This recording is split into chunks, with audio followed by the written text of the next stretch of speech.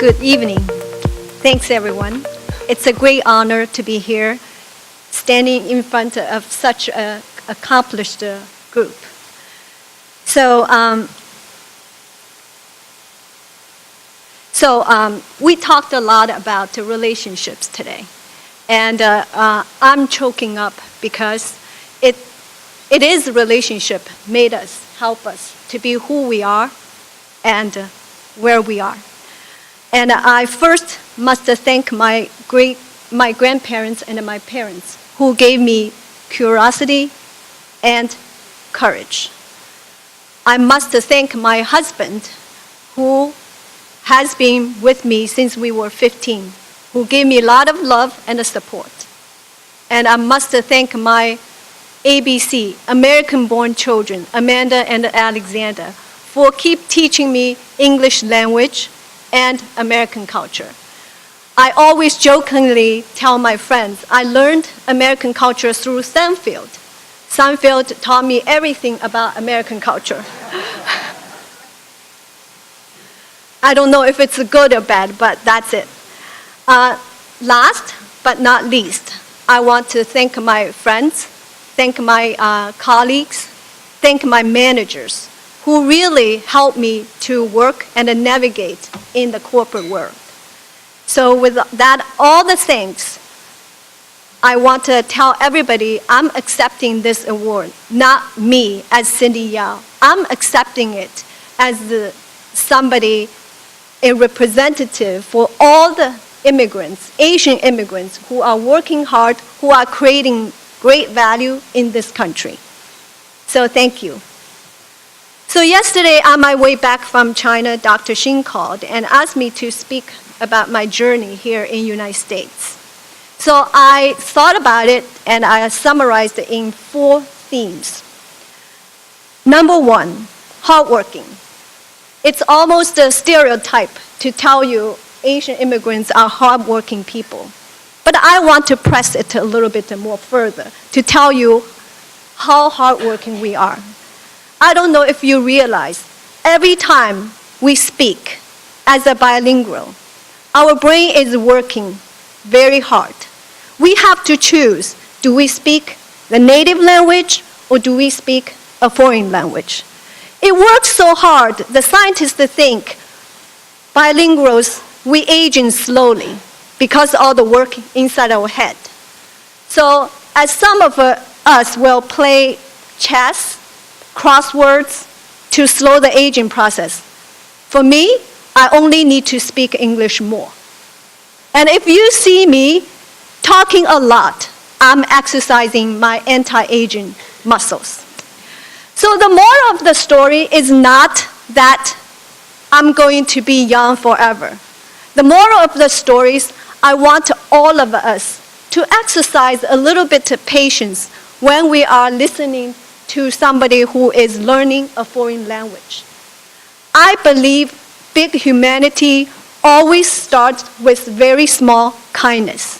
So please, when you leave tonight, when you go back to the office, give a little bit extra patience to somebody English is not their native language. So number 2, humor. Being an immigrant, we have to have a sense of humor. So when I first landed in Johnson City, Tennessee, one of the locals asked me, how did you get here? So I thought she was asking me about my visa type. So I was explaining what is the F1, what is the F2. Then she said, no, physically transportation. She didn't think we have planes. And Richard just said, 1909, his grandfather came on a boat.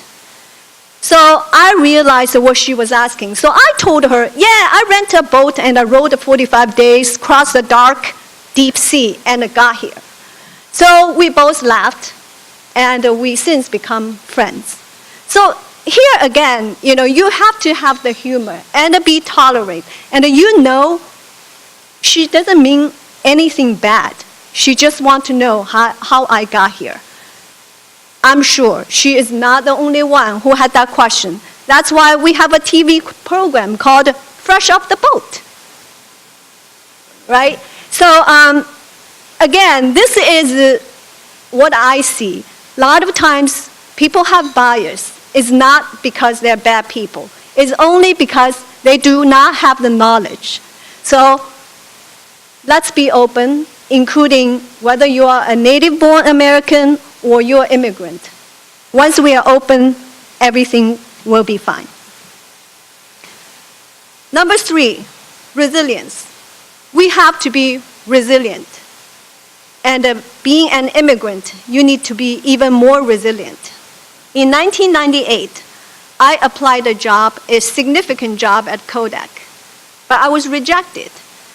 The hiring VP in the region told me, I'm too small to manage a big group of people. Also, the big expats. He couldn't believe that the big expats will ever listen to me. And it's obvious. You see Dr. Shen, Yuxing Mei, when they presented the award to me, with our highest, tallest heels, we still go to the petite section to buy our clothes.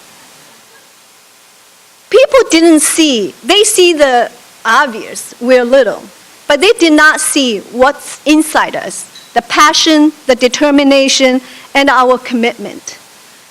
So it's his loss. I didn't get the job, but I got a different job.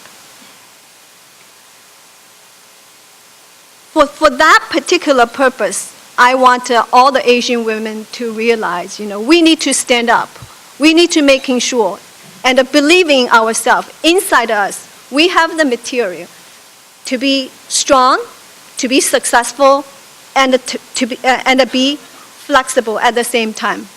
Of course, not all Asian women are little. So here we have my friend Ting at the table try to take me. And she's an exceptionally successful entrepreneur. So when Ting, I say, I look up to you, I mean figuratively and literally. The last theme I want to talk about is being grateful. American is a land of opportunities. I'm grateful for all the wonderful people I have met in my life, professionally and personally. To name a few, Dr. Leininger, who accepted me into the graduate school without a GMAT. And he has since opened the first door for me. I won't be standing here if it wasn't for him. I also want to thank my CFO, Brian Harris, at Bausch Lomb. He taught me to look for commonality, not always differences. In the end, good people are good people, regardless your race and regardless of your culture. And he has put me through many rigorous training to equip me with the ability and the skill to work in the corporate America. Of course, my current boss, Ken Newsom, who believes in personal stories. And he hired me with such enthusiasm, you will not believe it. He just very excited to have me, and he has let me run the company as his right-hand woman. I since have taught him East meet West and the yin and the yang, and all the things that makes great business partners. So to conclude, I want to thank Dr. Shin, and thank Laura, and thank naisA to have this platform. I want us all be ambassadors when we leave tonight to making sure we support the Asian immigrants and we support other immigrants to make this place a better place for everyone. So thank you.